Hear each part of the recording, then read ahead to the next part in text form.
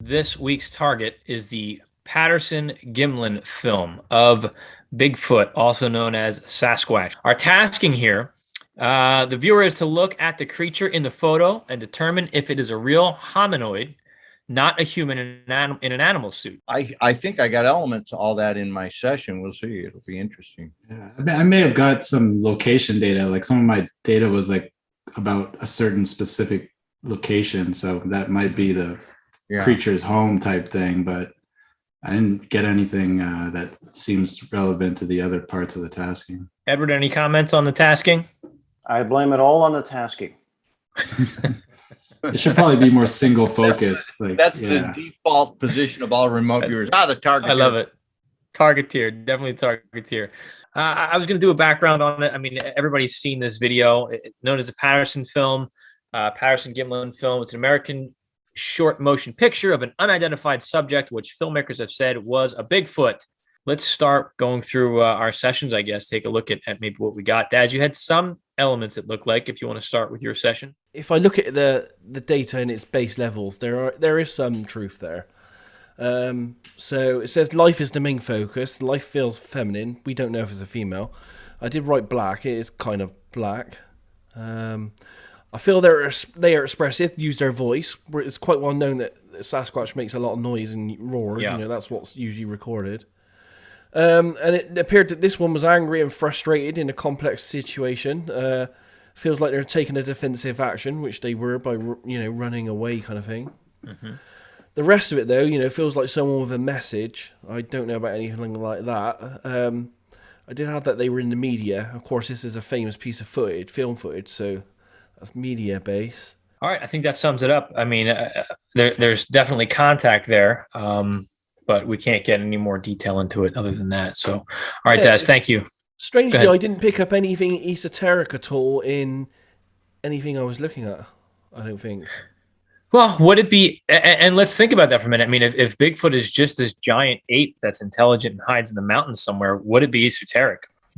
There's a lore that's been crafted around it. Yes. But if it's just the panda bear was just as elusive as the Sasquatch up until I think the 50s in China, right? They had this mysterious black and white bear that nobody thought existed. Yeah. So there's all this mystery. Daz, you said you've looked at this target previously. You've tasked it out. Yeah, I ran I think a group of 10 remote viewers on this. I think it was about a year and a half ago, 18 months ago. And I was expecting them to get great data, because I think the film's would be great feedback. Uh-huh. And I tasked it just a single, hardcore, is the creature in this film, real or not? Right. And out of all 10 of those, I didn't get a definitive answer on it. It's almost as if there's so much talked about this film footage that maybe we might be picking up on the mythology around the footage rather than, or maybe it's fake. There is a possibility it's fake, I guess. That's very possible. Yeah. And it's been so many years. It's alive in consciousness. If we give the exact coordinates and they have the date and time and just say this location, these coordinates, describe what you see. That way we're not going through the film. We're not tasking through that. We're not tasking into the lore. We're just tasking location, date, and time. That might be for any other body watching this that wants to try tasking it. That's a remote viewer. It would be like this location, graphic timeline. All right, Daz, thank you for sharing your summary. Edward, let's take a look at what you have. This was really driving me crazy because I couldn't really get anywhere with this that felt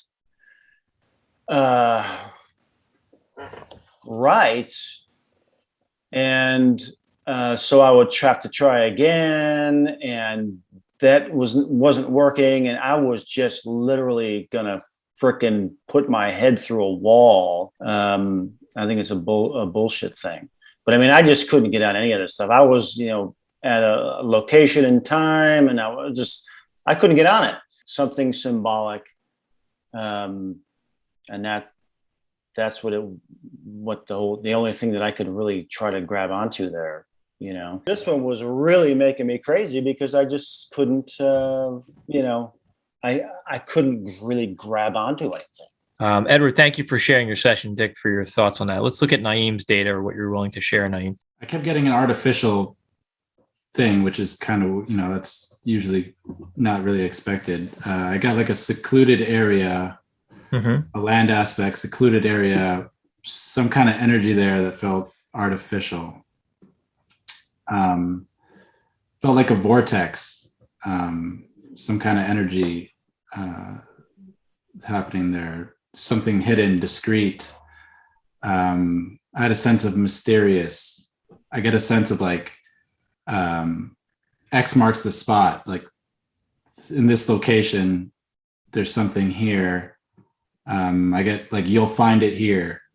Geolocate, some kind of signal, a pinpoint, something concealed and buried there. And I just keep getting this. That artificial energy. I mean, if this was a hoax, and given all the attention that it has, I'm wondering if out there in the ether, if it creates that point, that focal point, that energetic point, all that attention, whether it's fake or not, there's a lot of people that have been focused on that. Okay, Nyiam, well, thank you for sharing those relevant pieces. Nice job. All right, Dick, you have a story that runs through consistent with the tasking and with the target itself. So I kept seeing this big shape in the woods. Let's go through it. Okay. And now I say, this is an apparition that's outside. I drew a smudgy form here. This is seen in the woods. It's a glowing apparition. This would scare the shit out of you. Owls sound, whoo, owls, a misty form in the trees, a specter. Night marchers are ghost forms. And then I say, there's evidence. It's like a photo that has been examined and analyzed. There's theories about it. Then I saw the thing pretty clearly, life form. And I didn't say human, I said life form. Okay, so now I see really clearly the wooded area and there's mist, right?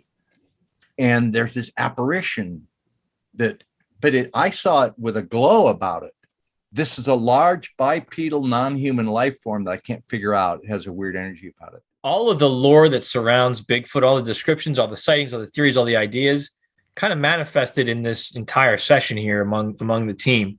Dick, you had all this data that seems to be on target, and everybody else is getting data that's like, nope, it's off target. It's not this, it's not that. I just think that speaks to the consistency of the energy around this target, this subject of Bigfoot. Is it real? Is it not? Is it a fake? I think we had some really good target contact, whatever that target may be. So to those of you out there watching this, a couple questions. Any theories as to why the viewers got the data that they got? Are you in the camp of it was the tasking, or are you in the camp of maybe there's really nothing there that we're looking for and they just went off onto whatever they could find? I don't know. Let us know your thoughts on this, or if you have any more insights that may help us piece together some data here on this one.